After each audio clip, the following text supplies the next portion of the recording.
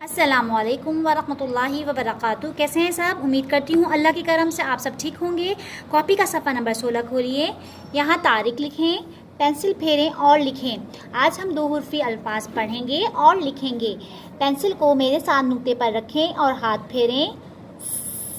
सा एक हर्फ, अलिफ दूसरा, मिलके बने सा। शा एक हर्फ, अलिफ दूसरा, मिलके बने शा। सा एक हर्फ, अलिफ दूसरा, मिलके बने सा। ज़ा एक हर्फ, अलिफ दूसरा, मिलके बने ज़ा। नीचे मेरे साथ लिखिए। सा अलिफ सा,